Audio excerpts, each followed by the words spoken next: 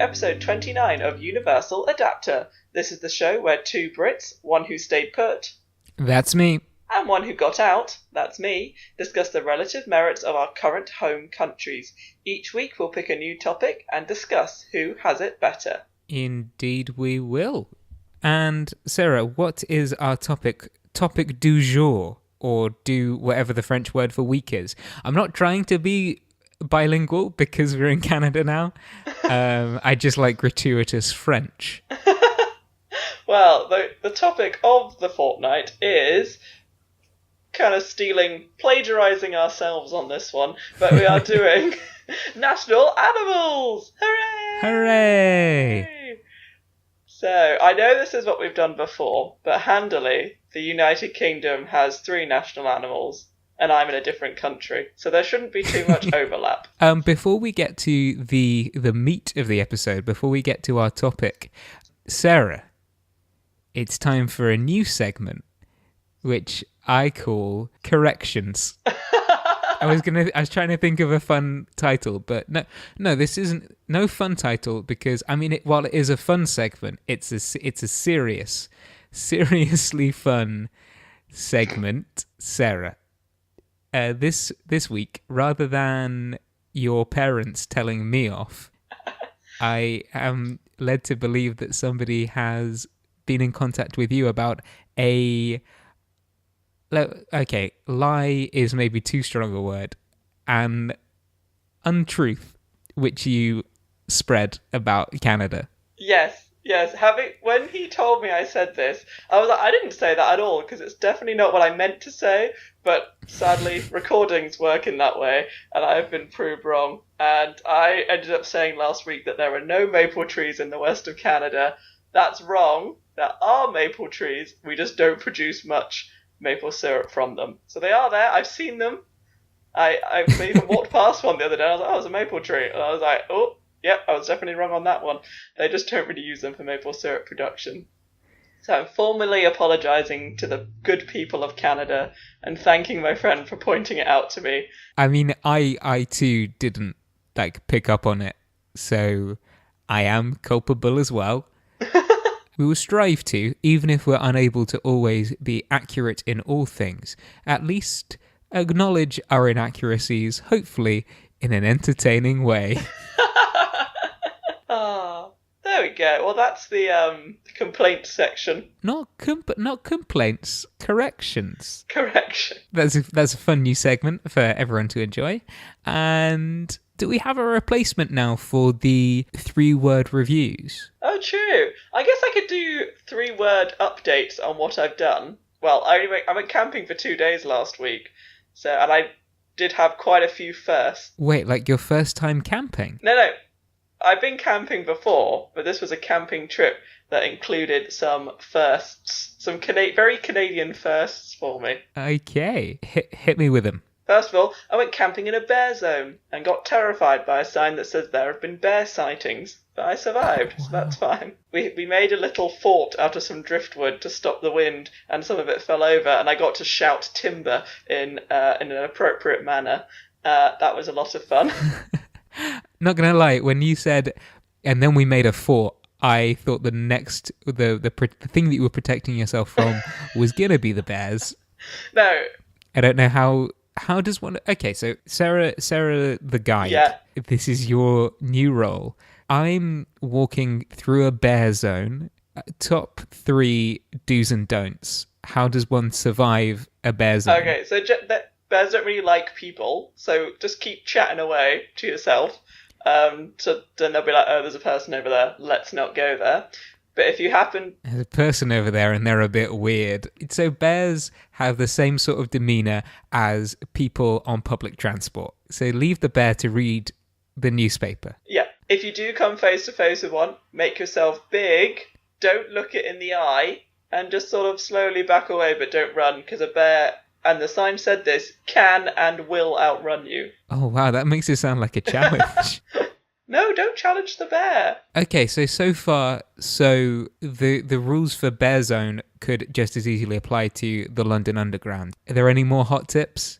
Don't leave food in your tent, because that'll attract them in. Which is also a handy rule for when you're on the tube. Okay, so a review of this strategy.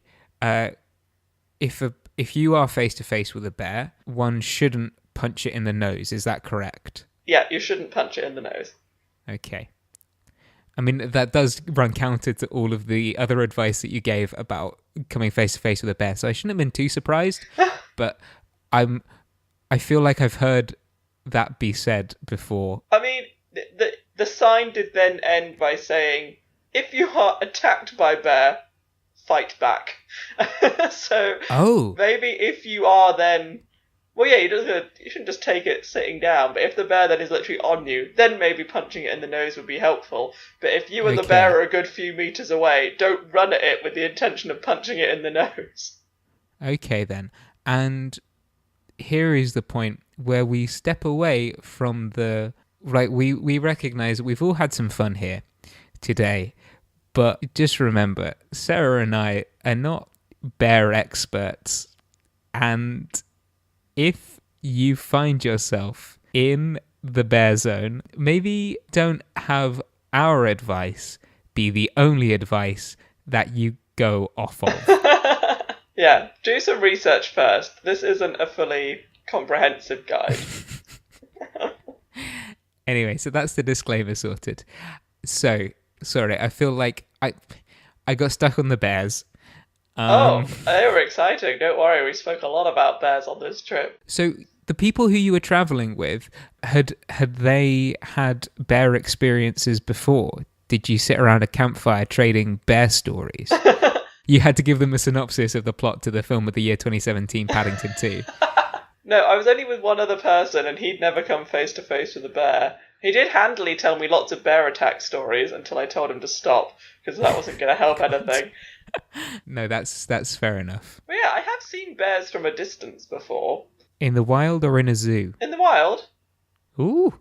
Yeah, I saw a black bear the last time I was in Canada, and then when I went to Alaska, we did see grizzly bears, but I was 6 and I don't remember this at all. So my parents insist I've seen one, but I have no recollection of this event. So in that scenario where you are the Fuchs family with not baby Sarah but 6-year-old Sarah, do they count under the same umbrella as food? In that you shouldn't leave them unattended in the tent, or if you do, then you need to hang them up in a tree where the bear can't get to it. I imagine so. Although to be fair, 6-year-olds are pretty loud, so I doubt any bear's going to come anywhere near them. So aside from the bear zone and the driftwood, Yeah. what else did you do on your lovely camping trip? I saw a bald eagle flying over the top of us. What? Yeah. That was cool. And was it majestic? Yeah, it was like at sunset and it flew over us, and I was like, wow. Whoa! So that was, yeah, it was pretty cool. That is an impressive word picture that you just painted. It's only a matter of days before the Canadian Tourist Board picks us up as official spokespeople. I imagine so. And then my final first, which is going to be a bit anticlimactic after that, but I had my first ever s'more. Now, supposing that you were talking to somebody who, for the listeners, let's say, who may not know what exactly a s'more is, but have heard it referenced in the media of North America several times, how would one describe a s'more? Okay, so it's a graham cracker, which I was trying to taste and work out what it reminds me of at home, because it's kind of like a digestive, but a lot crispier. So if you crossed a rich tea and a digestive. Ooh, that's kind of what I want. That's a good bit. That's taking 2 bad biscuits, and I know that is a controversial statement, but I'm going to stand by it, and making it better. Really? You don't like digestives? No. Oh. They're boring and too big and soft, and if they were crunchy and crispy but still tasted nice and sweet, that would be what I want. Oh, see, I do like a dark chocolate digestive, but I probably wouldn't want a standard digestive. I don't think anybody ever does. So that's a graham cracker on the bottom, and then you put a slice of chocolate, like a bit of chocolate in there. So we had Lindt 70%. Ooh. And then you just toast a marshmallow. And then once that's nice and roasty toasty, then you sort of like pinch the graham crackers and the chocolate on the outside of it, and you slide it off, and you make it into a little sandwich. That's some fancy camping. I am jealous. It was quite the trip. I can't deny it. You had the bears, like you had the excitement of bears, but not the actual danger, immediate danger of bears. There was a bald eagle, Lindt chocolate, timber. Sounds like a pretty successful camping trip. It was quite the couple of days. I can't deny it. Shall we move on to the topic? So, yes, the national animal of Canada, which I have brought to our imaginary menagerie, is the beaver. Yeah, I didn't know that was the national animal of Canada. Did you not? Do they have any beavers on their money? They do. So, on the 5-cent piece, it's got a beaver on the back of it. And for anyone who doesn't know, I currently work in a wine shop. So there was a woman trying to pay. I can't remember where she was from, but she was a little bit confused with the coins. And she just needed another 5 cents. I think it was like, so I was like, and I could see it in her hand.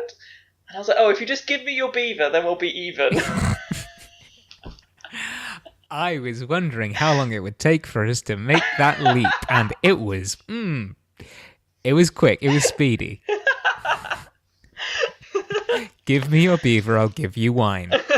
Is that the slogan? Yeah, that's my new slogan. I have it on all my t-shirts now.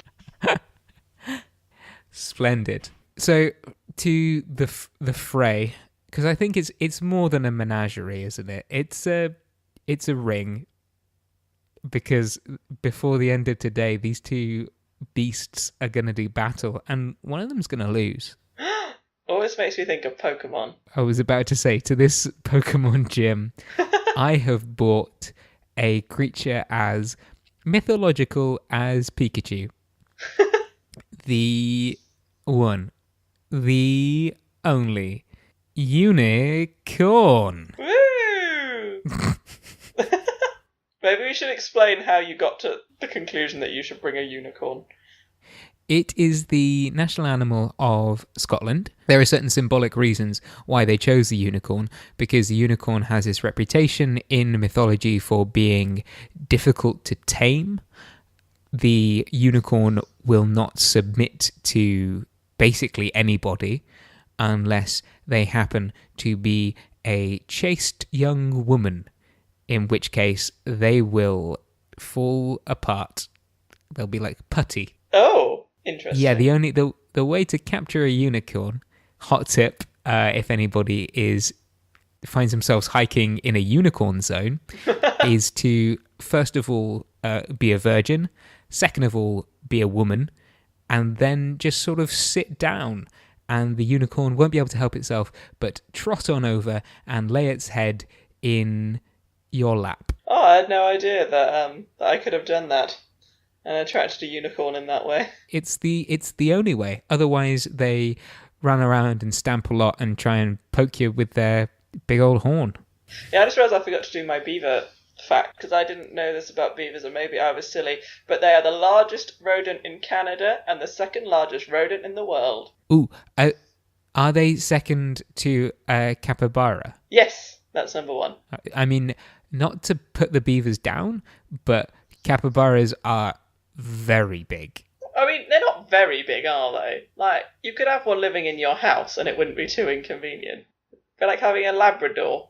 Okay, but then how big? So this is where we revisit that classic bit from our very first episode where I was surprised about how big a kiwi was. The beaver. How big is a regular beaver? So they can grow up to 1.3 meters long, and they can weigh up to 35 kilograms. So they're not as small as I think you're thinking they are. Yeah, no, that's... Can you put it in terms of different animals that I have encountered? Right, like sort of medium-sized dog. Okay, that is bigger than I was anticipating. Mm-hmm. This is important for what comes next, because unicorns, as we conceptualize them nowadays, they are horses with horns on their head. One horn on their head. That's important. Back in the day, or in lots of depictions of unicorns in art and architecture, they are shown with a little beard and about the size of a goat. Now, I reckon if we've got goat versus beaver, that's a much more equal comparison. Yeah, that is surprising. I was imagining a horse-sized unicorn. Is this going to be a pretty even match then? Are we taking little unicorn versus average beaver? I think we might have to. Oh, okay. Wow. Well, I feel like the setting for the battle would probably make a huge amount of difference. Okay, so is your pick for battlefield going to be, I don't know, a river by a big dam? Yeah, I just say because the beaver is pretty cool and has a lot of very special skills, but it's not overly competent on land. It's mainly designed for the water. That's it. Its only sort of useful adaptation on land is that because they're not so great at walking, they can use their tails to sit back on and like prop themselves up if they wanna sit up while they're on land. Okay, so beaver like special skills. Can you go down like the stat sheet for the beaver? What do they have going for them? Okay, so they're basically waterproof, which I think is very useful. Like if you're in the Hunger Games, I think they even say it as part of it. A lot of people will die from the cold. Although I don't remember that being any of the plot line, but they definitely said it. So they would stay roasty toasty. Also, another beaver innovation like Teflon coated, non-stick beaver. Oh, yeah, slippery. And their tail can be used as a propeller in water. No, it can't. Yeah, they use their tail to swim. Okay. So do you mean propeller or do you mean paddle? I mean, the article I read said propeller, and I think that makes it sound a lot more ambitious. But yeah, it's probably just like a paddle. It helps them wiggle along. That's the difference between a beaver and Tails the fox from Sonic the Hedgehog, who can spin his tail so fast that he takes off like a helicopter. Like, is this a beaver with like an outboard motor? Like, what do we? Their tail propels them forwards, so it's a propeller in that sense. But it's maybe not quite as dramatic as that sentence would have you believe. Okay. They have large webbed feet, so like little paddles for swimming. Okay. They have a third eyelid, which they can put over their eyes so they can see underwater.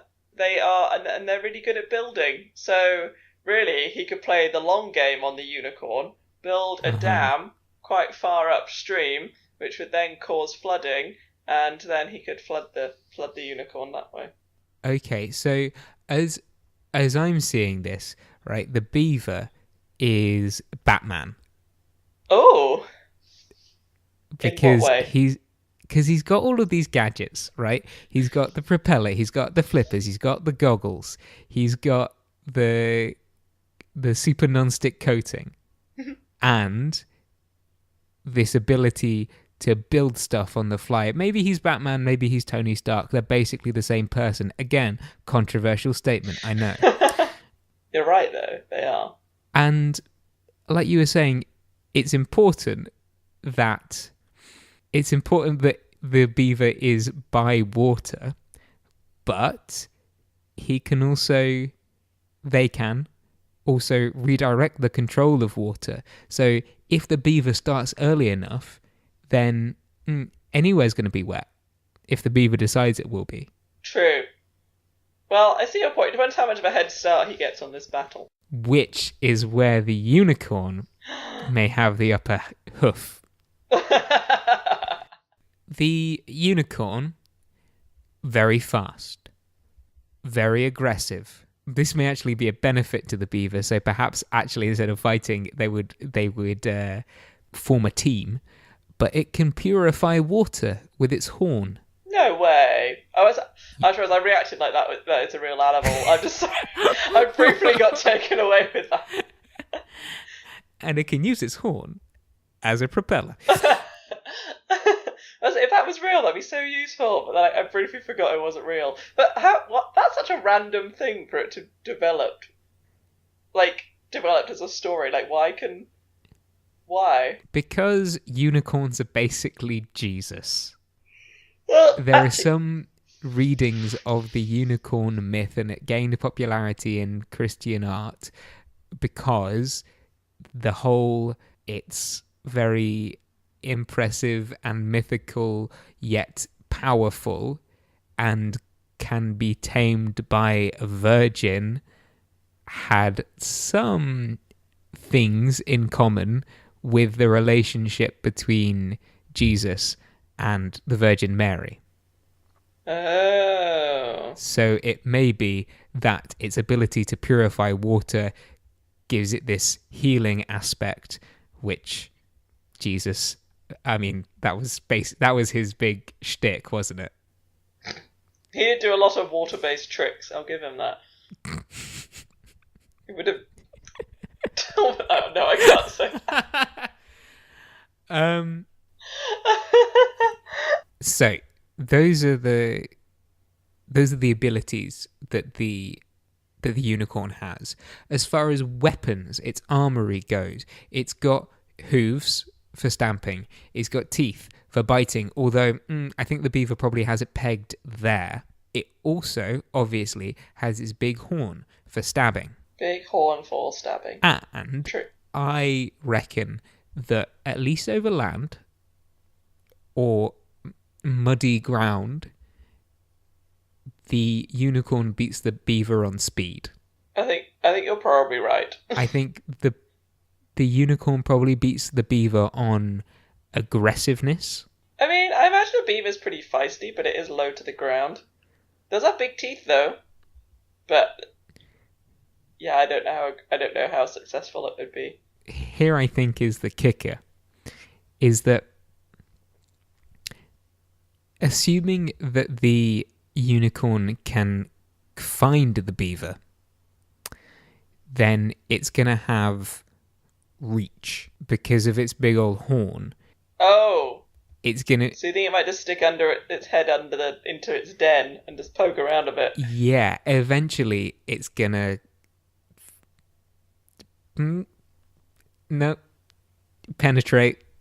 I said it. But no, eventually... You could just say prod. Yeah, eventually it's going to prod the beaver. Poke.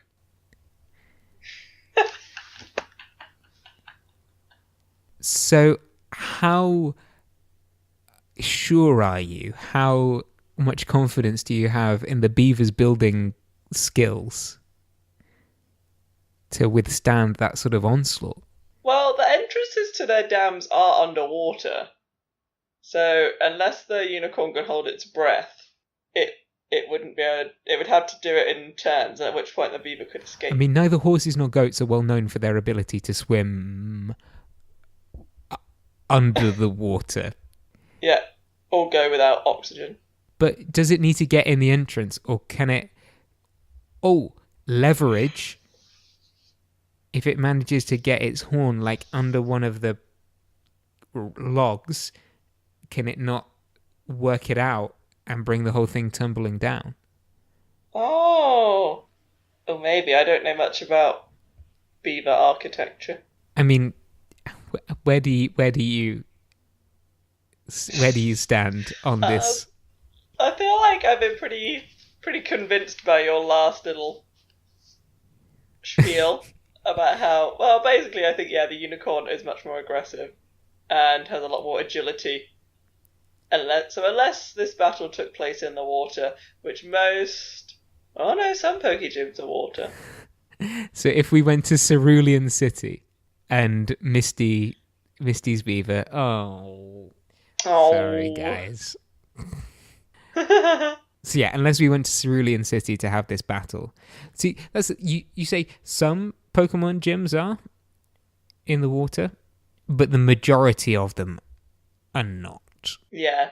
So I think based on all the habitats available to us, the unicorn might come out on top. Okay, so unicorn wins just by sheer tenacity. I think the best the beaver can hope for is to swim away to fight another day, and then that unicorn's going to be right on its tail. Its big propeller tail. As he lifts up into the sky.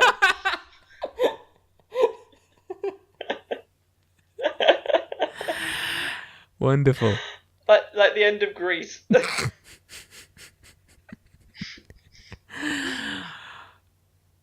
Good. Well done Shh. on winning that round. Thank you very much. Shall we move on to the final round, the second and also final round of why does this animal represent its home country? Well, all I can really hope for is a draw at this point, but I'm still going to go for it. So, shall I go first? Take it away. Cool. So I think that the beaver very well represents the country of Canada because, one, it is actually found in every single province and territory throughout the country. Mm-hmm. There was a campaign for a little while to change the national animal to a polar bear, but of course they're only found in the very far north, so they stayed with the mighty beaver because they are actually represented throughout the entire country. Fun fact, they're a keystone species. Because they do so much habitat manipulation, they're very important in the Canadian ecosystems, and roughly half of all endangered species in Canada are dependent on beaver habitats. So they need the beavers to basically keep a lot of their ecosystem afloat. Keystone species, very interesting topic, could speak for hours, but won't. Going to move on to my final point. They mate for life, so they're very loyal, and I think that's a really nice thing to have in a national animal, not because I necessarily am promoting monogamy, but I just think it's nice to have a loyal animal that's going to hang around and support the country. Okay, that's pretty conclusive.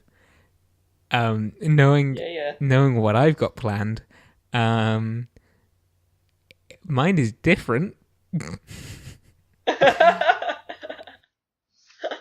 I would love to hear yours. Okay. The lion and the unicorn have long appeared side by side, but what frictions are below the surface of this heraldic power couple? For hundreds of years, they have never been able to look each other in the eye or decide just who wears the crown.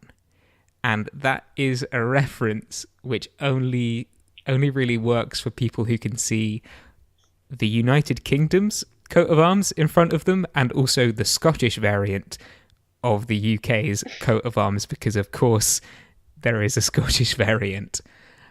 To elaborate, in the Scottish version, the unicorn also gets a crown on its head, which they've done despite the fact that this is like grossly impractical, because the unicorn has already got headgear sort of sorted.